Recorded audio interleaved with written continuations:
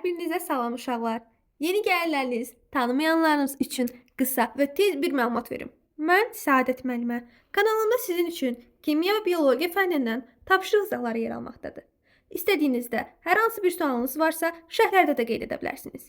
Bugün isə kimya 7-ci sinif dərsliyinin 2-ci hissəsindən bölmə 7 mövzu 4 olan neytrallaşma reaksiyaları mövzusunun maraqlı nümunələri dərs və daha sonrasında da tapşırıq izahlarına baxacağıq. Elə isə keçək dərsimizə. Adından gördüyümüz kimi neytrallaşma reaksiyalarını keçirik. Yəni burada başlanğıc verilib. Baxın, başlanğıc verilib. Burada suallar verilib. Gəlin onu oxuyaq. Ya bu nə üçündür? Bilirsiniz ki, bu mövzuya qədər gəlmişsinizsə, əlbəttə ki, bilərsiniz ki, bu bizdə mövzuya maraq yaradır. Mövzunu bilmiriksə bunu əslində cavablandıra bilmərik. Mövzunun adı nə idi? Neytrallaşma reaksiyaları. Bir də yadınıza salıram. Mövzunuzun adı nə idi? Neytrallaşma reaksiyaları. Oxuyaq. Sizin mənimlə birlikdə oxumanız üçün bunun üzərindən gedəcəm.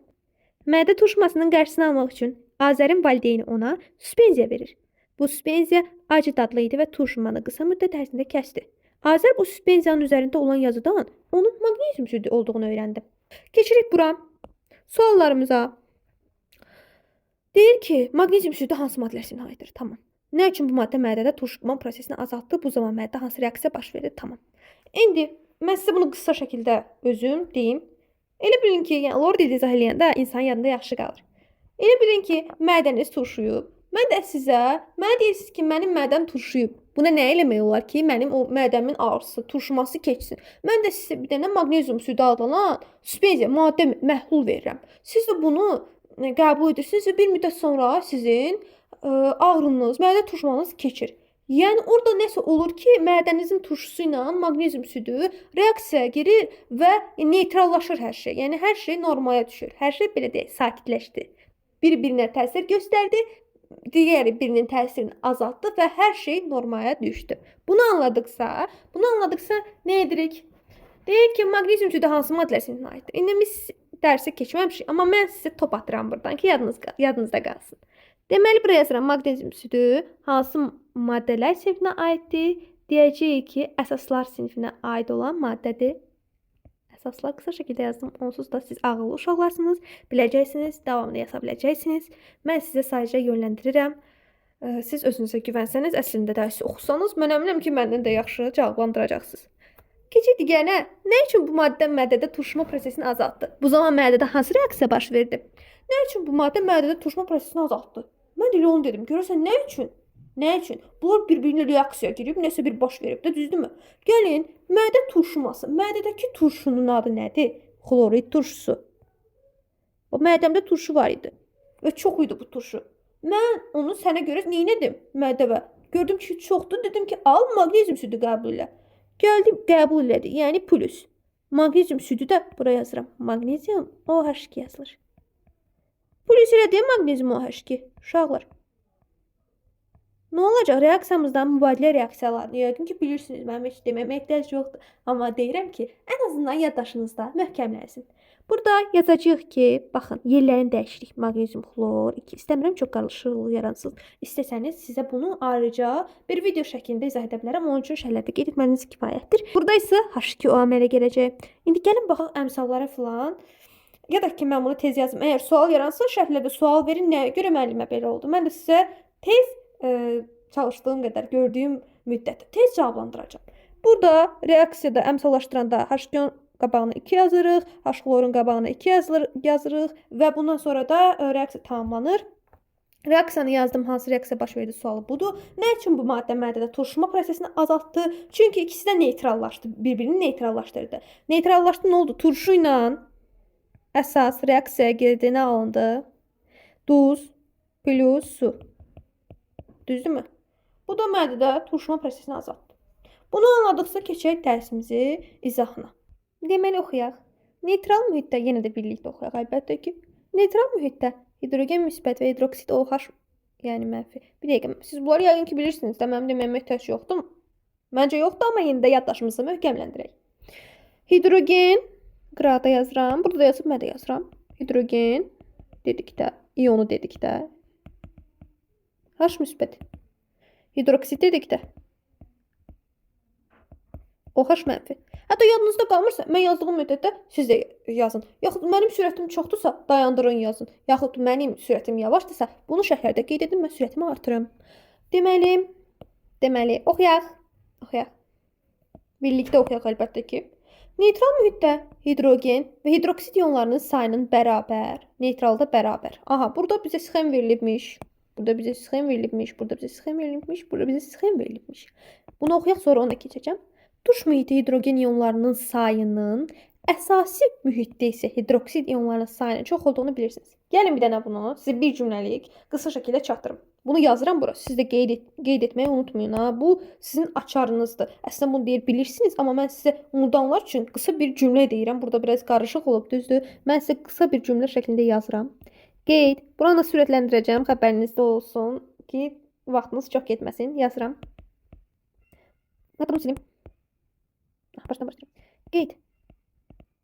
Tuş mühitdə. Bunu yazın ha. H müsbət çox olur. Yəni hidrogen ionu çox olur. Əsas mühitdə. Bu oxu fikir verməyin, silirəm. Əsas mühitdə. OH çox olur. Neytral mühitdə hər ikisi bərabərdir. Deməli, tezləşdirməni dayandırdım və sizə oxuyuram.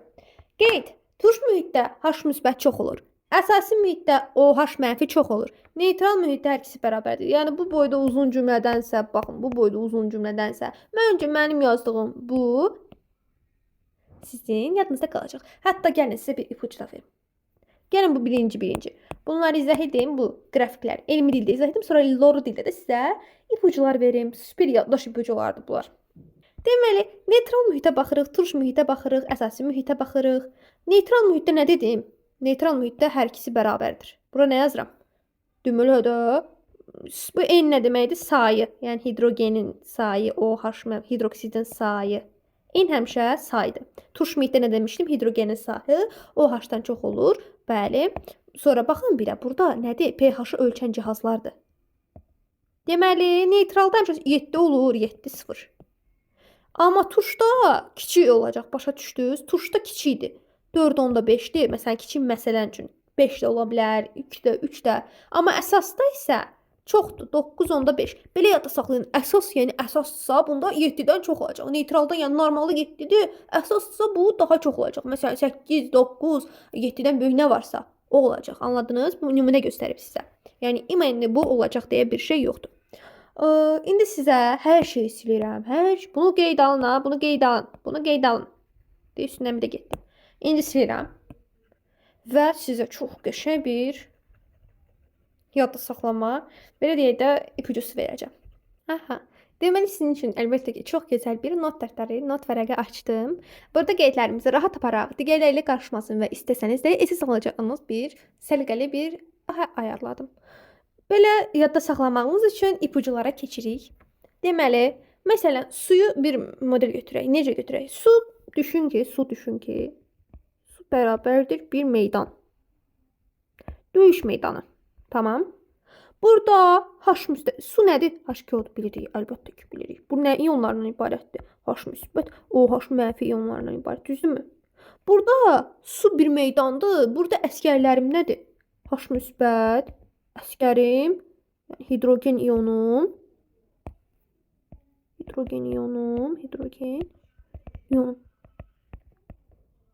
Turşuluq əskərimdir mənim. Bax, döyüş meydandır. Turşuluq əskəri. Sonra OH mənfi, yəni ki, bildiniz də hidroksid ionu. Bu da əsaslıq əskərlərimdir. Bilirsiniz də, məcazi mənada. Deməli, neytral mühit olanda, neytral nə idi? Neytral, yəni bunlar bərabərdilər. Sülh vəziyyətindədirlər, belə deyək. Yəni bir-birlərini üstələmirlər. Burada H müsbət, OH mənfiyə bərabərdir. Sonra gəlirəm ikinciyə. Tuş mühitimizə gəlirəm. Tuş mühit. Tuş mühitimdə turşuluq əskərlərimin sayı çox olar da. Turşuluq əskərlərim çox. Turşuluq əskərlərim nə idi? H müsbət, OH-dan çox olacaq. Üstün olan turşuluq əsgərim olacaq. Qalib kim olacaq? Turşuluq olacaq. Ona görə mühitim necə olacaq? Turş mühit olacaq. Sonra əsas mühit. Yazaq bunu. Sonra da nə idi? Əsas mühitim. Gəlin bunda görək döyüşümüz necə gedir ki, əsas mühit adlanır. Burada necə olacaq? Burada necə olacaq? Əsas mühitimdə əsgərlərim, əsaslıq əsgərlərim hansı idi? Baxın, OH mənfi. OH mənfim qalib gələcək. H müsbətə qalib gələcək. Bunun sayı çox olacaq. Başa düşdünüz? Bunun sayı çox olacaq. Say demək istəsəz nə yazacaqdıq? N yazacaqdıq burada baxın. N. Belə. N. Məsələn, yazmaq istəsəniz, yadınıza saldım. Bunu silirəm, beynimiz qarışmasın. Aha. Yazdıq, başa düşdük. Bir dənə sizə super yaddaş ipucusu verəcəm. Buradan başqa qələm seçirim, qaranı seçək. Hidrogen, hidrogen. H ilə başlamırmı? Hidrogen hiss edir. Hidrogen hiss edir. Məsələn, nə hiss edir? Turşunu hiss edir. Turşu hiss edirsə, hidrogen turşuluq əsgərlərimdir, anladınız? OH-dakı məsələn, ona da bir ad qoşsaq, yadda qalması üçün. OH, O-la başlayır, oyn edir. Oyn edir. Bu da sakitləşdirir. Turşunu sakitləşdirir, neytrallaşdırır. Bunun üzərinə əlavə etdirirəm, bunu neytrallaşdırır. Əsas. Burada mən hidrogeni yada saxlayıram ki, hidrogen hiss edir. Nəyi hiss edir? Turşunu hiss edir. Turşu məsələn, mədəmiz turşunu necə hiss edir? Yanılmanı hiss edirik. H, yəni H-la H, hidrogen hiss edir. OH da nə edir? Onu əlavə edəndə, yəni nə olacaq? Sakitləşdirəcək, neytrallaşdıracaq. Belə çox sadə izah oldu məncə. Məncə sizin bu heç çox yadınızdan çıxmaz. Yadınızdan çıxmaması üçün hər dəfə təkrar edirik. İstəsəniz hər dəfə videoya daxil olun, amma məncə sizə bu əziyyət olar. Ona görə indicə SS alın. Mən sizə belə genişləndirdim. SS alın bunu, SS alın, saxlayın, çalışın, tez-tez girin. Ya da məncə çox asandır, yadınızda qalacaq. Baxın, istəsəniz çalışqan şagirdlərimiz var. Onları qeyd dəftərinə qeyd edə bilər. Ya da ki, elə düşünürsünüz, yadınızda qalacaq. Özünüzə əziyyət verməyə ehtiyac yoxdur. Bunu anladınız və SS aldınız mən bu müddətdə danışdığım müddətdə yəqin ki, ona görə keçirəm dərsimizin davamına. Deyir ki, turş məhlulunu əsas məhlula əlavə etdikdə H müsbət ionları OH mənfi ionları ilə birləşərək su əmələ gətirir. Bayaq dediyim, buraya qısanda yaza bilərsiniz. Mən dediyim qeydin yanına ki, su orada bir döyüş meydanı idi. Orada əsgərlərimiz, turş əsgərlərimiz idi və nə əsgərlərimiz? Əsas əsgərlərimiz idi. Neysə, bir də açmıram mövzunu, çox böyük bir izah verdik. Yadınızda qalmışdır, ümid edirəm. Oxuyaq buranı, amma mən bunu sizə izah yadınızda qalacaq, ümid edirəm. Yenə də oxuyaq, yaddaşımız güclənsin, elmi dildə də yadımızda qalsın. H müsbət ionlarının sayı azalır və onların sayı OH mənfi ionlarının sayına bərabər olur. Bərabər sözü varsa zaten neytraldır, yəni bunlar bərabərdir, sülh var bunlarda. Ona görə bərabər neytral. Əksinə, əsas məhluluna turşu əlavə eləyəndə OH ionlarının sayı azalır, hidroksid yəni ionlarının sayı azalır və onların sayı hidrogen müsbət ionlarının sayına bərabər olduqda mühit neytral olur. Yəni yenə bərabər neytral. Bunlar zaten bir-birinə əlavə etdikdə bu reaksiyalar neytrallaşma reaksiyası adlanır. Yəni sonda bir-birini əlavə edirəmsə, hidroksid əlavə edirəm, hidroksidə hidrogen əlavə edirəmsə də, bunlar axırda neytrallaşıb bərabər olursa da, bu tip reaksiyalara neytrallaşma reaksiyaları deyilir. Deməli, turşu və əsas arasında neytrallaşma reaksiyası baş verdikdə, su ilə bərabər alınan maddələr duzlar adlanır. Yəni, bu nə demək istəyir əslində? Bu demək istəyir ki, turşu plus əsas alınır, su plus duz. Bayaq reaksiya yazmışdım, istəyirsiniz təzədən yazım. Mədəsi turşuyan Azər. Əsasımız nə idi? Dedim, əsaslar sizinə aid. Magnezium südü idi. Magnezium südü də magnezium OH2 yazılırdı.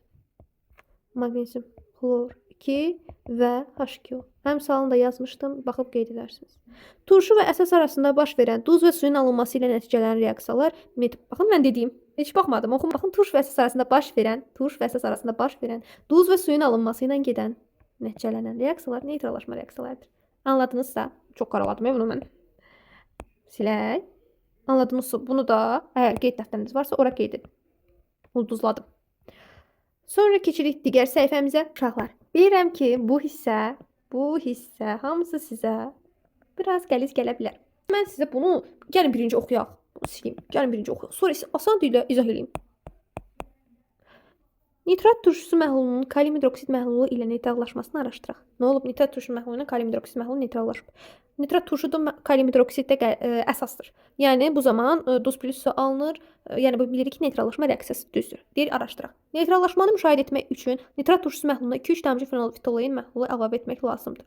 Neytrallaşmanı müşahidə etmək üçün nitrat turşusu məhluluna, yəni turşa 2-3 damcı fenolftalein məhlulu əlavə edirəm. Nitrat turşusunun şəffaf məhluluna damcı da kalium hidroksid əlavə edirəm. Əvvəlcə məhlulun rəngi olduğu kimi qalır. Müəyyən miqdar kalium hidroksid əlavə edirəm. Ondan sonra isə turş məhlulu əvvəlcə zəif, çəhrayı rəngə boyanır. Yəni bu məhlulda neytrallaşmanın getdiyini göstərir. Ola bilər bu fenolftalein falan adları sizə çətinlik yarada bilər, ya da beyninizdə qarışıqlıq yarada bilər, ya da bəlkə də elə bilərsiniz ilk başdan oxuduğunuz kimi. Əgər anlayan şagirdlər varsa, keçə bilər bu hissəni. Əgər daha da dərindən və maraqlı şəkildə anlamaq istəyirsinizsə, mən sizə izahınızı eləyim.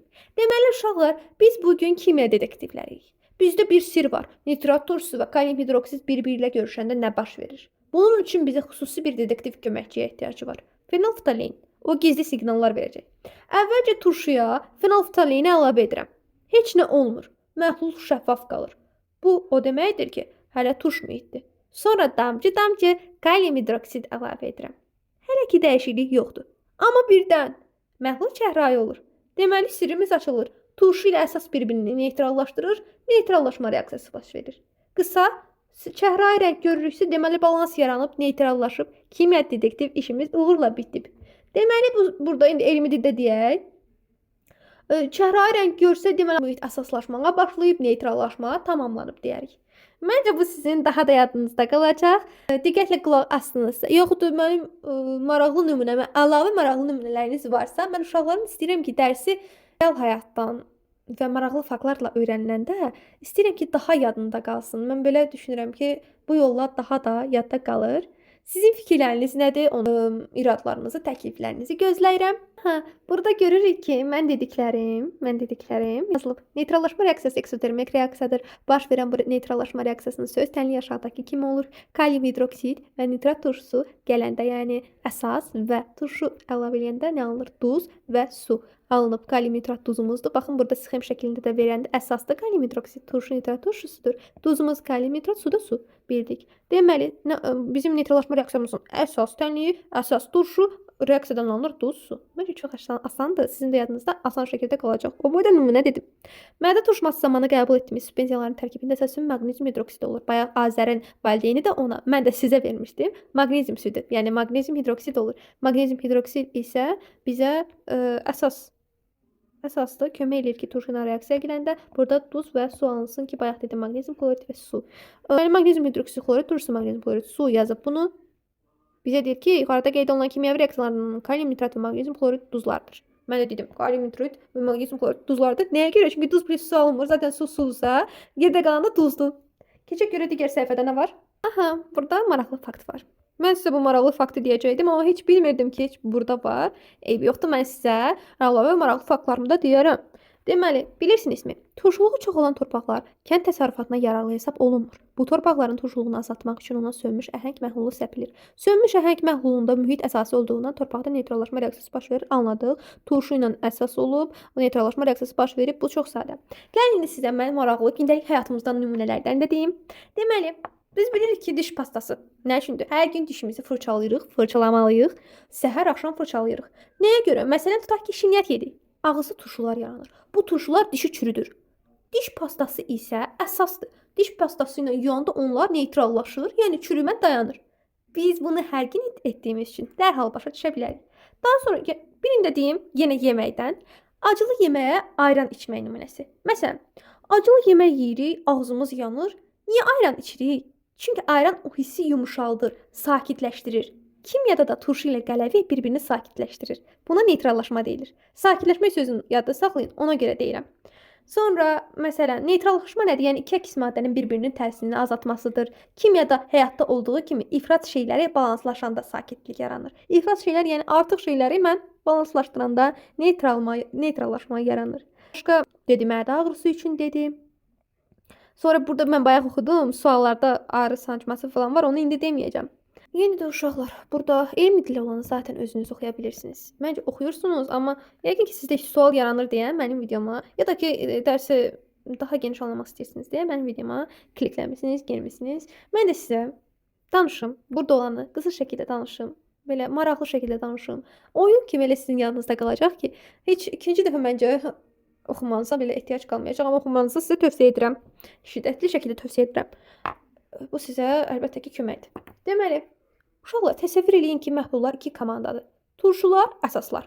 Onların gücünü pH şkalası göstərir deyə burada pH şkalası var. pH şkalası. pH 7 neytral nöqtədir. Burada da göstərib neytral nöqtədir. Neytral nöqtədir. Yəni sülh vəziyyətidir. Sülh yazıram. Məsələn, əgər bir məhlulun pH-ı 3-dürsə, bu o deməkdir ki, o çox turşdur.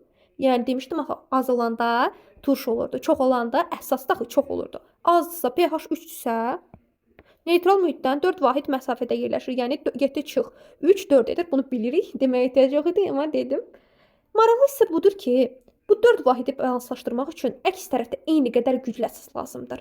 Neytraldan 4 vahid yuxarı qalxsam, 4 vahid 7 + 4 yəni 11 edəcək. Neytrallaşma üçün lazım olan məhlulun pH-ı 11-dir. Əgər deməli pH 3 olan turş məhlulu pH 11 olan əsas məhlulu ilə eyni həcmdə qarışdırsaq, bir-birini tam neytrallaşdırır. Burada deyir ki, buradan etibarən sizə ətraflı izah verim. Amma əgər əsas az olsa, məhlul yenə turş qalacaq. Əsas çox olsa, artıq qələmi mühit yaranacaq. Əsas, yəni artıq qalacaq. Yəni əsas buradakı fikir bundan ibarətdir ki, düzgün balans olanda neytrallaşma tam baş verir. Məncə bunu da başa düşdük. Digər səhifəyə keçid edək. Suallarımız yoxsa dərsimizin davamı var. Ona hələ də baxaq, görək nə izah edilməlidir, nə yazılmalıdır. Deməli, mənim indi izah etdiyimə dair bir sual var. Düşün müzakirə et paylaş hissəsinə baxırıq. Qeyd etdiyim kimi 3 müxtəlif sınaq şüşəsinə 10 ml pH 1 olan xlorid turşusu tökülür. Məhlullar üzərinə aşağıdakı kimi əsas məhlullar əlavə edilir. İndi bilirdik ki, burada şkalanı çəkirəm. Normalda 7 idi. Burada pH-ımız 1-dir. Burada arasında 6-dır. Deməli, burada bir dənə 13 olan mənə lazımdır. Bunu bildim. Suallarıma keçim indi. Birinci sınaq şüşəsinə 10 ml pH 12 olan kalium hidroksid məhlulu. Bunu bilirik ki, nəsə burada bir sual var. Çünki görürsünüz ki, 13 deyil. İkinci sınaq şüşəsinə 20 ml pH 13 olan kalium hidroksid məhlulu tökdükdə. İndi bundan biraz əlavədir. Bu da biraz sualdır. Mən neytral axtarıram, hələ suallara keçməmiş. Üçüncü sınaq şüşəsinə 10 ml pH 13 olan, dediyim ki 10 ml pH da 13-dür. Üçüncü neytraldır. Bunu başdan yazıram. Sonra sualıma keçirəm. Hansı halda turşunun qismən neytrallaşması baş verir? Fikrinizi əsaslandırın. Reaksiyalardan sonra məhlullarda hansı mühit olar? Nə üçün belə düşünürsünüz? Baxın. Birinci halda hansı halda turşunun qismən neytrallaşması? Birinci halda. Çünki əlavə olunan, mən dediklərimi dəftərinizə qeyd edin. Hansı halda turşunun qismən neytrallaşması baş verir? Fikrinizi əsaslandırın. Birinci halda. Çünki əlavə olunan əsasın miqdarı və gücü sınaq şüşəsindəki turşunu tam məhv etməyə bəhs etmir. Turşu ordusu sadəcə üstün olduğu üçün tam qurtarmır. Yəni bu turşu ordusunu yazmasanız da olar. Yəni deyərəm ki, əlavə olunan əsasın miqdarı və gücü sınaq şüşəsindəki turşunu tam məhv etməyə bəhs etmir. Ona görə də turşunun qismən neytrallaşması baş verir. İkinci sualımızın cavabında belə qeyd edə bilərsiniz ki, birinci sınaq şüşəsində dediyim kimi turşu mühiti, çünki turşu əsasdan çox idi və tam xərclənmədi. İkinci sınaq şüşəsində isə əsasi mühitdir. Çünki əsasın həm həcmi, həm də miqdarı artıq qaldı. Ona görə əsasi mühitdir. Üçüncüdə də bu başdan dedim ki, neytral mühitdir. Səbəbini də izah etdim. Deyir ki, bildiyiniz kimi, mənlə birlikdə oxuyaq yenə. Bildiyiniz kimi bəzi maddələr turşu və ya əsas olmadıqları halda onların suda məhlulunda turşu və ya əsas mühit yaranır. Belə maddələr bəzi hallarda turşu və ya əsaslar ilə reaksiyaya daxil olur. Nəticədə mühitin neytrallaşması baş verir. Uşaqlar, elə maddələr var ki, özləri nə turşudur, nə də əsas. Amma suya düşəndə davranışları dəyişir. Bu maddələr suda parçalanaraq bəzən turş, bəzən də əsas mühit yarada bilir. Məsələn, belə bir məhlul turş mühit əmələ gətiribsə, o zaman əsasla reaksiyaya girib neytrallaşır. Əgər əsas mühit əmələ gətiribsə, turş ilə reaksiyaya girərək yenə neytral vəziyyətə yaxınlaşır. Yəni əsas fikir budur. Bu maddələr dolayı yolla mühitin pH-ını dəyişir və turşu əsas reaksiyalar nəticəsində məhlul yenidən balanslanır. Yəni balanslaşmaq nə idi? Sakitləşmək nə idi? Neytrallaşmanın baş verməsi. Keçək digərinə. Öyrəndiklərinizi tətbiq edin imiş digər sualımız. Burada deyir ki, yəni birlikdə oxuyuram sizinlə. Eşək həsi sancmış əlin acısını azaltmaq üçün sirkə turşusundan istifadə etmək olarmı? Fikrinizi əsaslandırın. Yəni əslində mən bunu düşündüm, bayaq deyim sizə demişdim, amma suallarda var deyə demirəm. Bunu iki cür düşünmək olur. Eşək həsi sancması zamanı sirkə turşusundan istifadə etmək yalnız bəzi hallarda faydalıdır. Çünki sirkə turşusu turş mühitlidir və əsas mühiti neytrallaşdıra bilər. Əgər sancma nəticəsində yaranan maddə qələvi xarakterlidirsə, sirkə turşusu onu neytrallaşdıraraq ağrını azalda bilər. Amma əgər zəhər turş mühitlidirsə, sirkə istifadə etmək düzgün olmaz. Çünki ağrını artıra bilər. Yəni əsas fikir budur. Yalnız əks mühitlər bir-birini neytrallaşdırdığı üçün sirkə turşusu bəzən sancmalarda kömək edir. Bəzən isə yox. İkinci sualımıza baxaq. İkinci sualımızda ki, bunu sizə ətraflı izah elədim. pH 4 olan 10 ml məhlulu tam neytrallaşdırmaq üçün onun üzərində pH 10 olan məhluldan neçə mililitr əlavə etmək lazımdır? pH-ımız normalda, qırmızı ilə yazaq. Neytral mühitdə 7-dir. Bu biraz böyük yazaq. Aha, 7-dir. Amma burada 4-dür. 7-dən 4 çıxaram. 3-dür. Deməli, 3 dənə normaldan o tərəfə keçim ki, normaldağı 7 idi. Bundan o tərəfə keçim ki, 10 olsun.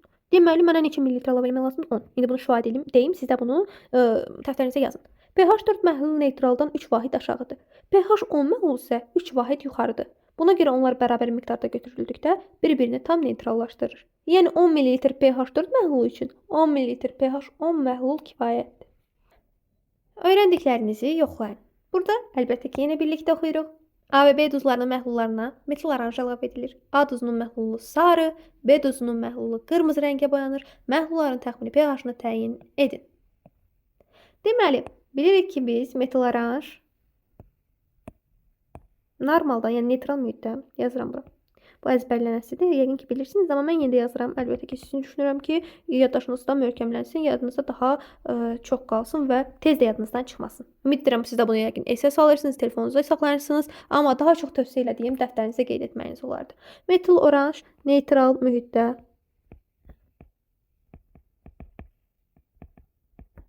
narıncı olur.